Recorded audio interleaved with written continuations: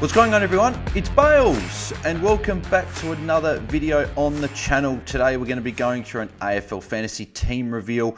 Obviously I did an original team reveal a couple months ago when the game first opened, but now we've had all the practice games, match sims, and we've got community series games. We've all just done and dusted obviously yesterday. So we're going to be going through what my team looks like post those community series games with opening round coming up this week. And we're going to have to see if we make many changes from opening round. It'd be very interesting. I might do a team reveal next week, who knows. But without further ado, let's get over to AFL Fantasy, the website. And let's get through how my team currently sits as of this moment in time. But as always, before we do, if you are enjoying the videos around here, make sure you do smash a like on the video.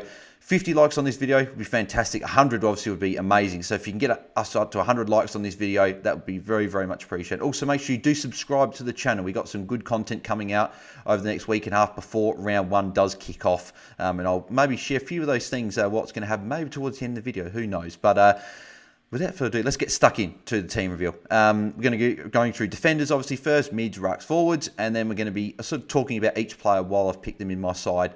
And we might touch on a couple of players why I haven't got them in my side. So, but yeah, let's get into it. So, D1 is currently on the screen actually at the moment. You might see him there. Harry Sheasel from North Melbourne. He's looked fantastic in these practice games. I was a big fan of him. He was in my original draft of a side, obviously a couple months ago, and I've liked what he's done in the practice games. The only question I had on Harry Sheasel was his role and what role he was going to be playing for North Melbourne. And after watching him in these couple of games, he's clearly got this half-back role. He's the main guy back there, main distributor. I think he had 5 kick-ins in the game yesterday, and he also had a couple of CBAs as well. Which is good to see. Good to see him have a couple of CBAs, but not too many where he's playing that mid-forward role we were a bit scared about. He is playing that defensive role, does come up, have a couple of CBAs, but then he sort of goes almost straight back, which is great. So I really like him. Priced at 97, I think he can go 100, especially if he can raise those floor games up over 70. I'm not expecting him to go over 60, well, over 70 in every game. He might pop a couple of 60s, but if he can remove those 40s and 50s and make those 60s and 70s, that's already the upside that he needs. Plus as well with Zeeble and Hall no longer there. Zeeble being the more sort of influential guy for him last year. I think Sheasel can have a big year. And potentially we see a bit of a Nick Dacos sort of type year from him. Maybe not the 109, 110s, but I could see a 105 average from Sheasel if everything goes to plan. So he is currently my D1. My D2 has actually changed. It was originally Tom Stewart, but it is Hayden Young. He was actually my D3, so a little bit of a change there in terms of what it originally was. It just moved. I've gone a cheap player at D3, which we'll get into in a second. But after watching Hayden Young in that game against Port Adelaide a couple of nights ago, he was the best player for Freo on the field. He was the only player that scored over 85. Sarong scored 85. He was the second highest scorer, but Young was clearly the highest scorer on the ground. Looked fantastic. Obviously had the most CBAs as well for Freo, which was, again, another encouraging thing to see. But he also had 2 goals, 3. So he could have kicked 4 or 5 goals in this game and really sort of boost that to a 120 score. So again, it gives me that confidence that he's going to be able to put some of those ceiling games on this year and maybe go a couple of 120s, which I was sort of a little bit sort of unsure. I thought he might have been a guy that was almost capped at 120. But after seeing that performance, he's a guy that probably could put a couple of big scores on this year and playing a midfield role. Yeah, I think he's almost pushed Brayshaw out a little bit, who we'll probably touch on in a second as well. I think Brayshaw's almost not pushed out completely, but going more to a wing than probably what you'd like if you're picking Brayshaw. But for Young, it's good for him. Obviously, he's going to be having a pretty prominent midfield role there. So for me, I'm very, very happy having him at D2. Coming in at D3 is a new member of the side after watching him on, I believe it was Thursday night, is Christian Salem. So originally I had Tom Stewart at D2, and I did have this actually yesterday. That was the change that I made. So I actually had Stewart D2, Young D3. I've changed to Salem. A few things I like about Salem. So this is, again, this one's going to be very dependent on how he goes in on Thursday night in opening round. I'm really hoping Oliver is back, so then we can get a bit of a sense of what Salem's sort of split and what his role is going to be. But what I saw on the weekend was very encouraging. He had 9 tackles, got plenty of the ball. Actually was a little bit managed sort of in the second half, particularly I think it was the third quarter. He played like 50% or 40% game time, I think, in that quarter. And he was still able to have a very good game. Scored 103 points and priced at 700k. What does that put him actually priced at? That actually has him priced at, what, 77.5. I'm pretty happy with that. I'm definitely happy to... I think he can go 90 if he's playing his midfield role. I think he's definitely sort of looks like he's got this fourth midfielder role for Melbourne. It just depends, has he got the upside of that fourth midfielder to go that 90 plus? And I think he does, and that's the reason I got him. Stewart's got a good early run, which I know, and that's the one thing, the reason I might put Stewart back in here. But I like the fact that Salem, I'm not locked into him. I can pivot off of him in round 6 when he's got his bye. I can bring in a Nick Dacos at that point, and that's sort of where I'm looking at with him. So Salem there currently sitting as my D3 there. Coming in at D4 is Jordan Clark.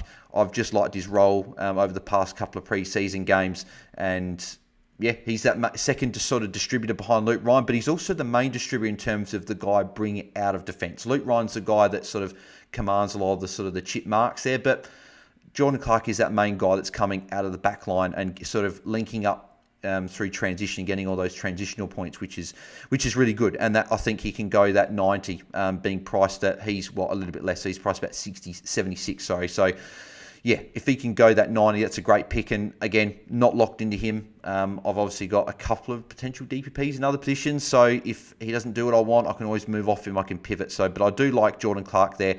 He scored, I think, 81. So he was not the third or fourth highest scorer for free against Port Adelaide. And we know Port are restrictive. And the fact that he was so high in terms of free minute scorers is a positive for me. And I think in easier matchups, I think he's going to have better scores. So I really do like Jordan Clark sitting there at D4. Coming in at D5, Elliot Yeo. He's still fit. He's still going. And he's played well in both the practice games.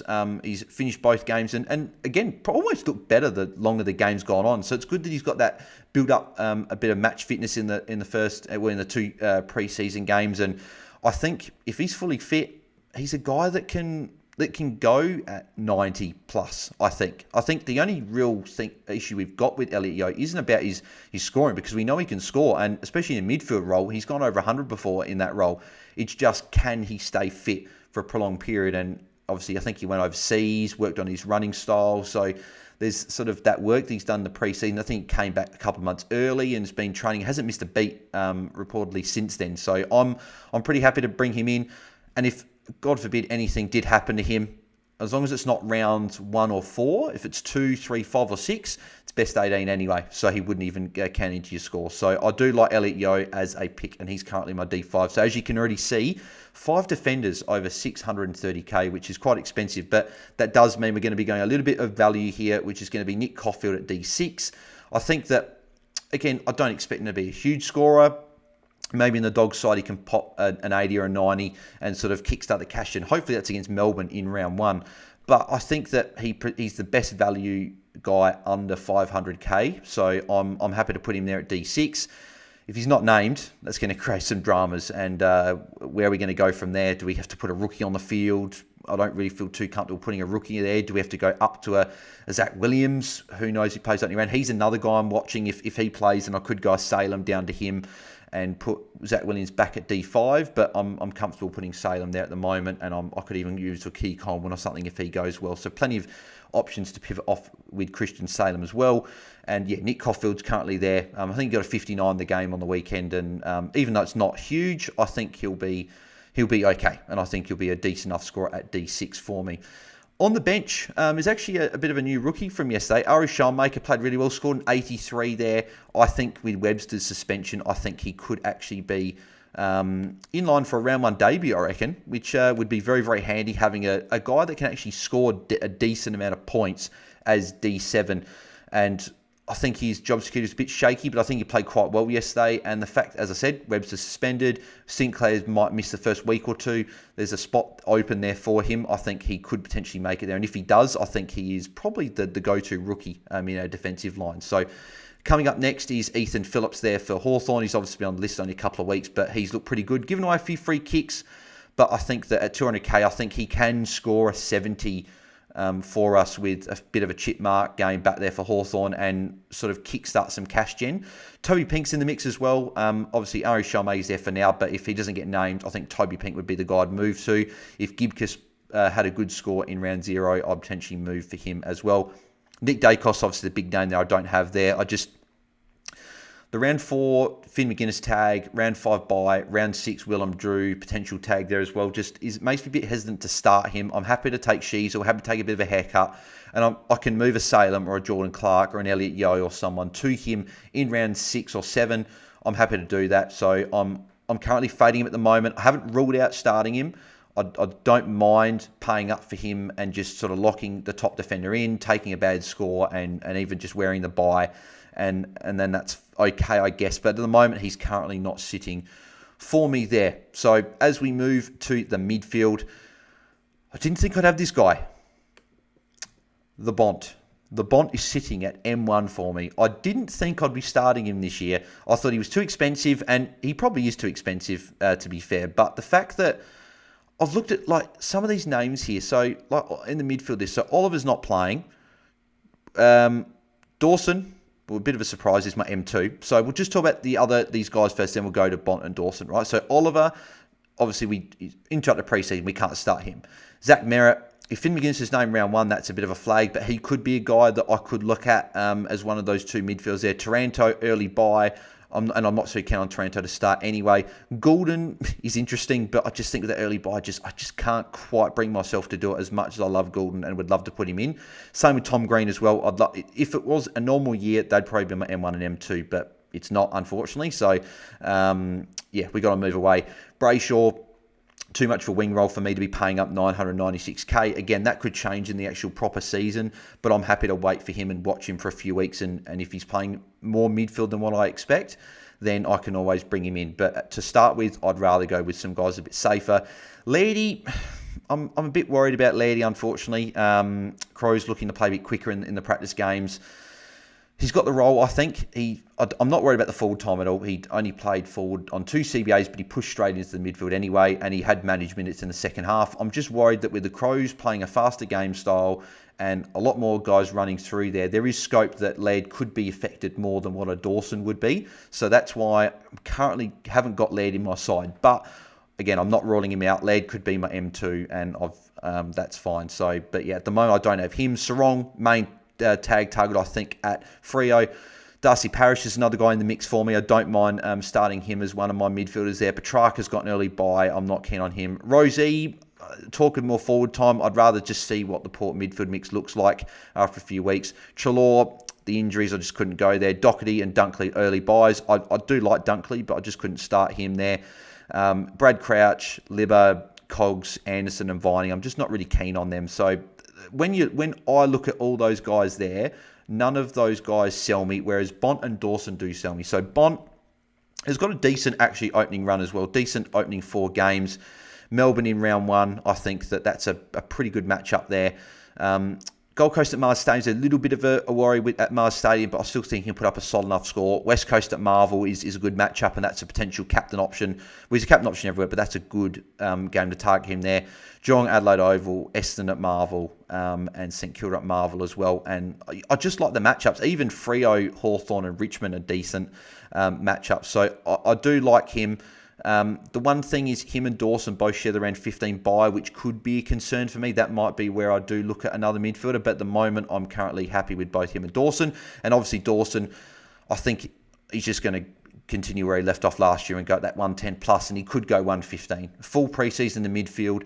Last year, he obviously tailed off a bit with Crouch in the team. A few people are worried about that, but I'm not really too worried about that, to be honest. I think that had a lot more to do with his first full season in the midfield, first season as captain. Just got tired at the end of the year, and I think that he will go pretty well. So I do like him. But again, Parish actually does work a bit better for my buys, so I could start him over one of these two, could start someone else. But at the moment, I've currently got those two sitting there.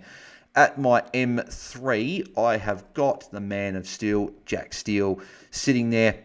I've been pretty impressed with his couple of games. Obviously, he hasn't gone over 100 in either game, but I do like the fact that he looks fit, no strapping. We love the haircut as well, as a few of us have mentioned in the content space. But yeah, I like Steele this year. I think he's that perfect guy that's priced under 100 that can go back to a potential sort of 107, 108, even a 110 average and be a good pick for us. And he might not be top 8, but he could be a guy that at least makes a little bit of cash while also giving you some good scores. And then you can upgrade him to an Oliver maybe down the line, a Merritt, Goulden, Tom Green, Laird, someone like that. So I'm pretty keen to start Jack Steele, and I think he is good value there. Next on the list is Nick Martin. So I do like Nick Martin. All aboard the train is what I say pretty much. He is playing off half back, looking fantastic. He's playing that Nick Dacos role, which I do really like, sort of racking up all the ball along there, and I don't see that role changing. So I'm locking him in. He's probably going to get defender status in round 7, so I can flick him back, and again, I can trade a Salem, I can trade Jordan Clark, I can trade Elliot Yeo, one of those guys I can trade to a premium midfielder coming off their bye, whether that be a Toot Miller, an Oliver who would have already had his bye, maybe he's looked good in the first few weeks, Tom Green, I don't know if I said Tom Green already, a few guys there, Toot Miller, I've probably said them, so anyway, Oliver, Toot, Green and Goulden are the 4. I probably said their names multiple times, but they're the guys I'll be looking at trading. And Nick Martin, I think, could potentially be a top sort of 2 or 3 defender if everything goes right. So I really do like him. Coming in at M5 is going to be Matt Crouch. I like what he did in the first half yesterday. Second half, I'm not really right. He only scored 12 points, but he was managed a fair bit there. 56 points the first half was really what caught my eye, and he looked good, and I think he'll be good to go. Good value as well. Priced. What's he priced at? He's priced at. If I get on the screen here, priced at. It's a little bit more than 89. Actually, no, it's a little bit less. Sorry, it's more like 85, I believe. So, yeah, I like Matt Crouch. I think he can get back to a 95 plus average. He obviously averaged 98 in the back bit of the year when he came back into the side. So if he goes even just at that, that's a tick, and that's all you sort of really need to be a really good pick and get some cash on his head and put some good scores up. Then you can move him on to a premium mid down the line, potentially in the buys. So I really do like him. Coming in at M6 is Ollie Wines. Again, he's just good value. Got some really nice matchups to start as well, which is perfect for a guy like Ollie Wines who's cheap and you want to get off to a flyer and make some good cash. So you got West Coast there, Richmond, Melbourne, Essendon, 4 decent matchups there. Like Freo, Collingwood and St Kilda aren't actually that bad either. So I like his opening run, especially the opening month. And again, if he can average 100 over the first 4 weeks, he's kickstarting that cash gen. Even if he comes back a little bit and averages 90 after those first 4 weeks, it doesn't matter because he's made the cash. You can sideways him to a guy that's fallen a little bit. Maybe there's a Brayshaw. Maybe plays a bit more in the midfield. Maybe someone gets injured. Maybe he then goes more into the midfield after 5-6 weeks with other players being managed, potentially like a Fife being managed or something. So I think Wines is a good pick, and I'm a big fan of him. Coming in M7, Colin McKercher, not a surprise there. And then at M8 is going to be Riley Sanders. Again, they've both looked fantastic in the preseason, and I just can't leave either off the field. I think that they're locks, and they should be locks for all of our sides on the field. I think they're going to put up some decent scores. McKercher should get defender status based on his role in the preseason. Then even Riley Sanders played I think he had 9 CBAs yesterday, so a little bit less than or it might have been less actually, but he had a bit less lining up on the half-forward line, coming up as that 4th midfielder. He could get forward status, and again, then that's helpful, and then you can bring a Jeremy Sharp on and trade a rookie like a Harley Reid or a Caleb Windsor if they're not quite cutting it after 6 weeks or 7 weeks. So, yeah, I think both are really good as well. On the bench, Jeremy Sharp is going to be there at M9. I think he's a good player to have as M9, and he sort of leaves the door open for potentially starting a Toot Miller in my midfield. I could go Bonner or Dawson down to Took. I've got Jeremy Sharp to cover them for the week, and I'm also saving a bit of cash there and can go Salem back up to a defender. Potentially could be a Nick Dacos if we've got enough cash. But that's sort of how Sharp is there. And 51 against Port in a tough, matchup. I don't actually, it's not actually too bad of a score to be fair. M10 is going to be Matt Roberts. I've liked his role in the preseason. He scored pretty well as well. So if he's not there, there's going to be other options that I can look at bringing in as well on the bench. And Jai Clark is going to be my utility spot. So yeah, I just like him. He's looked good. He looked really good for Geelong, particularly that third quarter against Essendon. I think he had the most CBAs for Geelong on the day, so I really do think that he's going to have a decent enough role to score well and be a good option on our benches. So let's move to the ruck line. So this has been obviously very heavily talked about in the pre-season, but my number one ruck is going to be big Max Gawn. He's going to be there at R1. Again, he's looked fantastic in the preseason. I think got 130, had over 20 touches, had over like 30 odd hit-outs, had a couple of goals, had a few marks, and he's got the all-round game. And I know the age is there, but I think the age isn't as big of a deal for rucks, especially the mobile. Like mobile rucks, it probably is a bit worse, like a Grundy, for example, which I'll talk about in a sec. But I like Gawn there, and he's a captain option, I think, right from the get-go. And as you can see, I put him captain because I think he will be my captain. Him or Bont will be my captain against Melbourne. And it could be Bont. Obviously, you're paying up a fair bit for Bont, so you might want to put Bont. But if I don't have Bont in the team, Gawn will be the captain. I'll have Gawn captain for the time being. Coming in at R2 is going to be Tristan Xerri. The ex-Airy, I'm going to ex-Ireland, and yeah, I think he presents the most value. It's between him and Grundy. I'm not sold of what I saw from Grundy against Brisbane. I know Oscar McInerney is a restrictive ruckman, especially against a guy like Grundy. He's had the wood over Grundy pretty much his whole career. But I like Cherry's value. I think that he can go close enough to Grundy for it to not sort of get away from me. I think Gawn's the ruckman out of the three that could take the season away from me. Whereas I think Tristan Xerri or Brody Grundy, I think whichever one you pick, they're going to be value and they're going to score well above their price anyway. So I think either are fine. But I've currently got Xerri at R2. Didn't have a huge score of 68, but the other day, but still was above what he's priced at, and he gave away a few free kicks as well, missed a few marks and stuff. So I think that, again, he can go better than that, and potentially go that 85 plus, which would be fantastic. Harry Barnett there as well is going to be my emergency on the bench. He's just got a lot of Sunday games. He's the ruck forward, good utility in case a ruck sort of plays. Yeah, I think he's just the pick. There's probably going to be no Conway, so I'm not sort of sold that a Conway or a Sweet or anyone like that's going to be named, so I'm happy to go with him.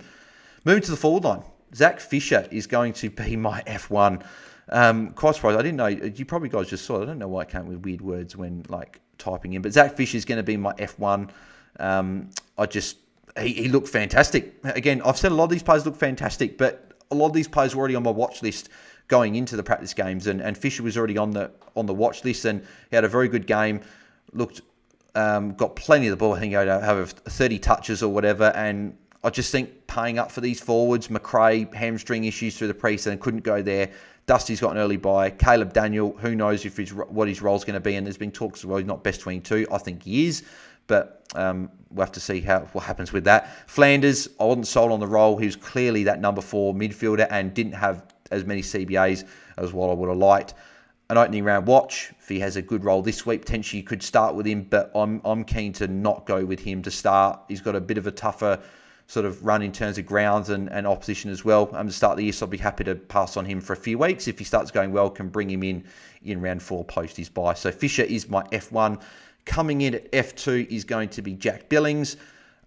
I like what I saw against Carlton as that high half forward, getting high up the ground and getting involved in all of the link play for Melbourne, lined up on the wing as well at times.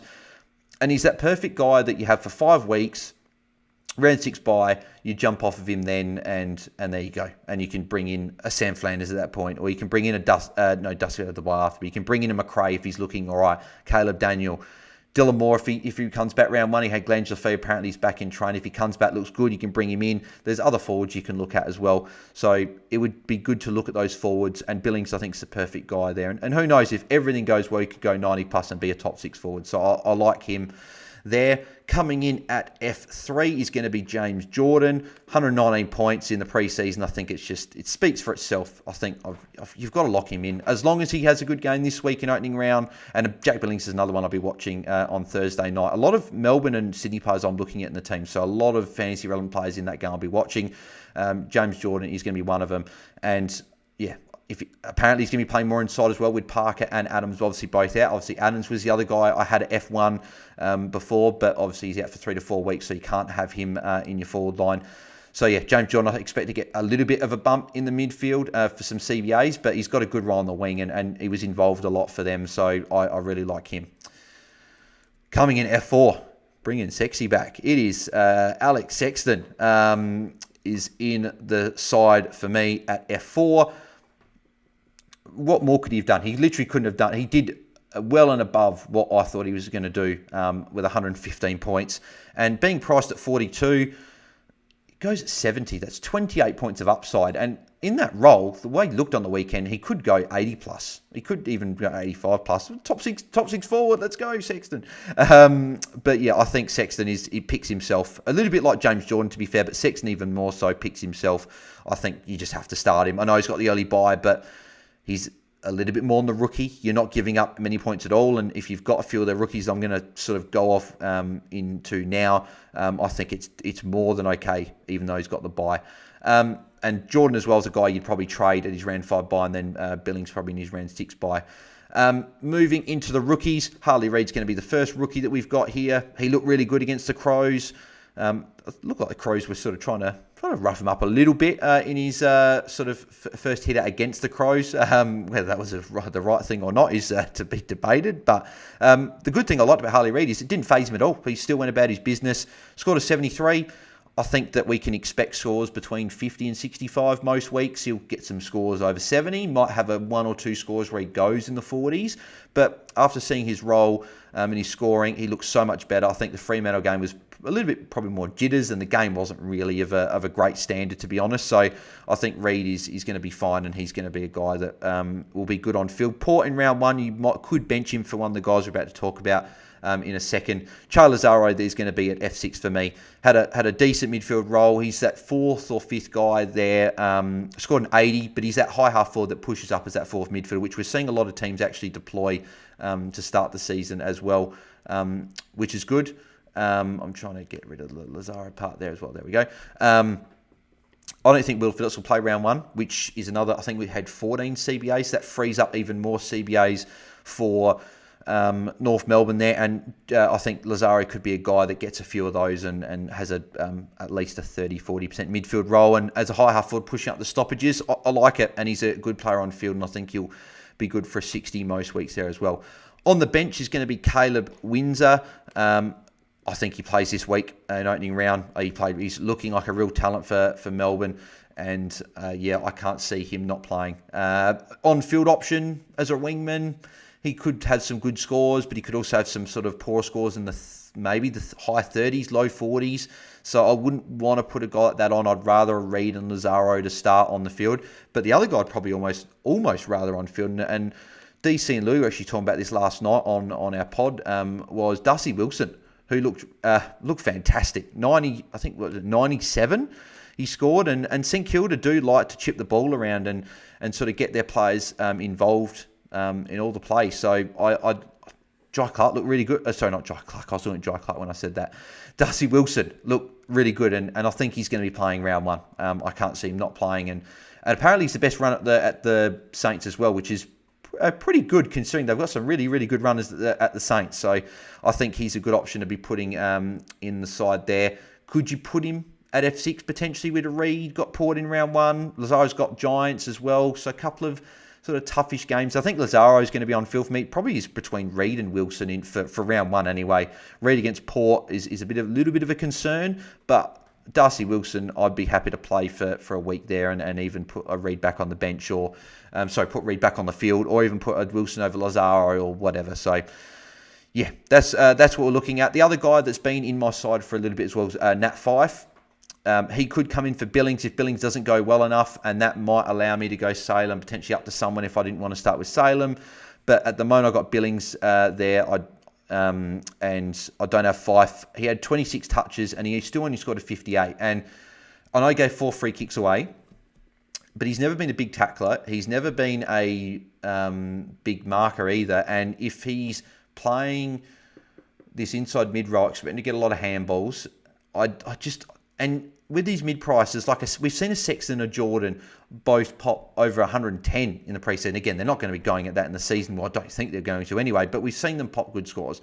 Lazaro and Reed, who are rookies who are cheaper than Fife, have popped 70s and 80s. So if Fife's only going to go at 70 or 80, I can just get these rookies that will go the same as him, or a Billings who has got to buy early. He's going to get the double price increase round one, which is what I'm hoping, and hopefully gets a good score in round one. Start with him over Fife, and then there you go. That's what I'm looking at. But Fife is in the mix. As I said, Dacos in the mix as well. Laird and Took and a few of those guys in the midfield. Parrish is in the mix. Grundy's in the mix. Stewart's still in the mix in defence. I don't think I'll go Kitty Coleman just with that early buy, but there's still a heap of guys in the mix. Connor Buderick could be another guy that's in the mix as well for me in defence. But as you guys can currently see on the screen, that is the team that we're currently rocking with at the moment. So actually, we can't quite see the full team, but obviously we went through the team anyway, and you would have been able to see everyone. So there we go. And what we'll do, we'll go down a bit there so you guys can see that if you didn't already see it. And yeah, in terms of price, we've still got 92k in the bank, which is good. So a little bit of cash to play with. Can play with a couple of rookies. If something happens with one of the rookies here, like a Sharp or Roberts, can go them down, can go sail them up to a better defender. There's plenty of options of what to do with this team. So yeah, I'm really liking the spot that it's in, and I'm not sure there'll be too many changes in terms of what we're looking at for round one. I think that there'll probably be at most 5 changes, unless we get injuries or anything like that. So yeah. I'll just quickly get my favourites up. People will be able to see who I'm looking at. There's a lot of names here. So I'm just going to quickly have a bit of a quick look and see if there's any names that I didn't quite talk about that I might touch on just as we sort of finish the video off here. So Sinclair obviously injured, so I've got him on the favourites or whatever there, but he won't start the season. Talk about Dacos. Luke Ryan, don't mind, but I'd rather Young and Jordan Clark, and I'm not going to part for Ryan. Stewart's still very much in the mix of that early run. I'm not a huge fan of Duggan after what I've seen in the preseason. Whitfield, I could start him, but again, early buy, I probably couldn't. Houston's looked good in the preseason. I couldn't start him, but I'm going to keep an eye on him. Jaden Short, I could potentially see myself starting. He's got the round 6 buy with Salem, so I could start him over Salem and sort of see how he goes. If he goes at 90 or whatever, I can trade him out. If he goes at 100 plus, I can keep him and we can go from there. But I think I'd rather Salem to almost look at trading him, and if Salem does surprise me and go that 95, 100 plus, and I could look at keeping him there. Nasai Wangani Miller is another option as well that I could consider there, especially if Sinclair misses early. Obviously, we've got some names here, sort of not as keen on a few of them now. Windy I would have liked to have picked, but obviously injured and probably won't play the opening part of the season. Buderick's in the mix. D'Ambrosio I wasn't sold on the weekend, especially with Weddle to come back in. Zach Williams, if he has a good score in round 0, I could definitely see myself going Salem down to Williams and then using that cash potentially to go maybe a forward up. Could be another midfielder up. I'm not sure. Plenty of things to do there, but I do like the structure here, so I'm probably not going to change it a great deal. Midfield, we went through a lot of the midfielders before when I sort of was talking through why I've picked Bont and Dawson. We'll go through here. So LDU, I wasn't keen on what he did yesterday. I know it was a 38, I know it's a preseason game. You can say I'm overreacting if I want, but the fact that we know he's got floor scores in him, the injury worries is a bit of a concern. And I did actually say on the pod last night that I'm not a huge fan of the matchups he's got early. So Giants at Giants Stadium, Free at Marvel, Carlton at Marvel, Brisbane at Norwood, Geelong at GMHBA, Hawthorn at Marvel with a potential fin tag, Adelaide at Blundstone. I'm not sold on any of those first 7 games, and I'm almost sort of thinking with LDU, he's a guy that I don't think can take the season away from me, so I'm happy to not start him. And if he starts off really, really well, I can always jump on him. I can always pivot away if a Crouch or a Wines aren't doing what I need.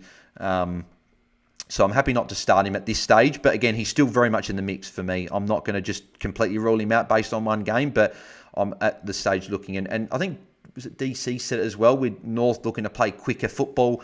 I just think that like quicker football with those half-backs, I think LDU might not get as much of the footy through the middle sort of middle to back half of the ground as what I'd like. Took still very much in the mix. I know he's got the early buy, but I've got a Sharp and a Roberts to loop between, and even a Jai Clark as well, like if one of these two misses or whatever. So Took is still in the mix for me. Walsh obviously is injured. Newcomb I liked, and he looked good, and again, he could be a guy that I start there.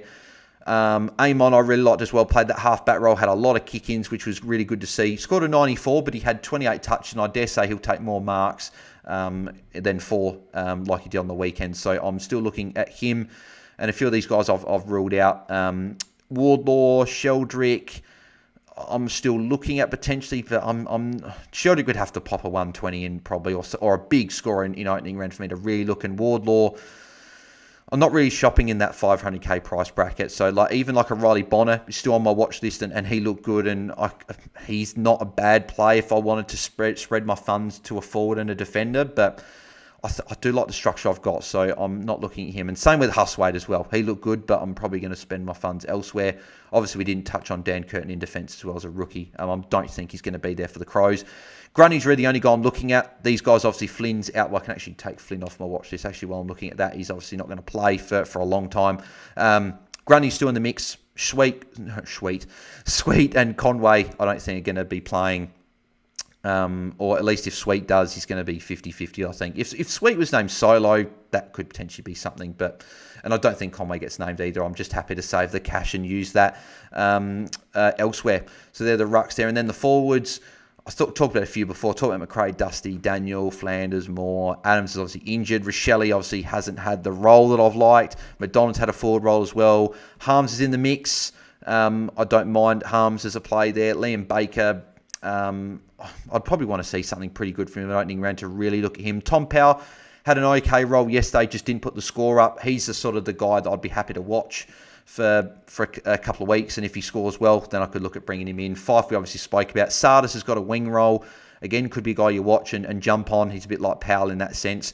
Philippou got a hip injury. I don't know if I didn't actually see him get injured, so I don't know if that's something to be worried about moving forward, but he looked good playing a bit more midfield. If that obviously Crouch to come back in, if Sinclair comes back in, plays midfield. But yeah, Philippou I'm currently not looking at. Mackenzie played too much wing for me. Only had the 4 CBAs. A lot of Hawthorn guys. Again, I'm happy to sort of maybe not start him and watch him, but he's a guy that's definitely in the mix, and probably I'd almost rather him over Fife to save a little bit of cash there as well. I've got a few names obviously still on the watch list here. Dersma, see how he goes. Well, it's really relying on one of those 4 rookies to not be named for me to start Dersma. I think he's going to play too much of a forward role to really sort of look at him there as well. And a Loman or a Fullerton if he was to play. I think he's injured or whatever, but one of those guys had to pile a big score in round 0. Obviously, a few guys like Manor and Cooper Simpson keep an eye on, and Cadman's the one, I reckon, if he popped a good round 0 score, then maybe you start him. But yeah, that's pretty much all the guys on my watch list, and the guys haven't started. I've pretty much gone over everything. So that will do it for the team reveal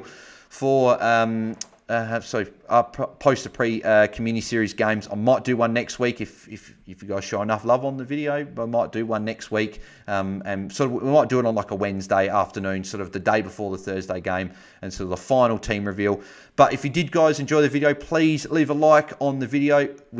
Again, I'd love to get to 100 likes on this video. That'd be fantastic. And make sure you do smash the like button, you guys. I see you all watching now. Literally takes 2 seconds. It does help me out a lot, and I very much appreciate all the support you guys show on the channel. Subscribe if you haven't already yet. Click sub button and turn notifications on so you miss when I go live or upload content and when it premieres and all that sort of stuff. So make sure you guys subscribe and turn the notifications on.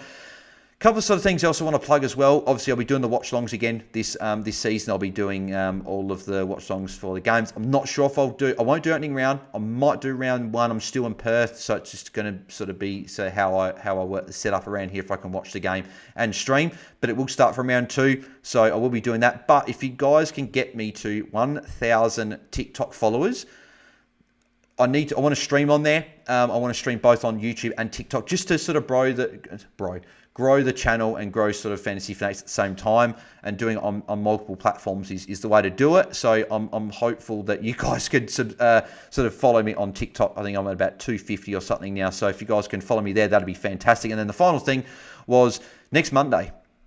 Got a bit of a special sort of live stream video next week. I think it will be somewhere around, I think it'll be 8:30 Adelaide time. So that's 9 p.m. Eastern for about an hour, doing a bit of a live Q&A. I'll have Vams on, obviously Fantasy Nut on Twitter, as you guys know.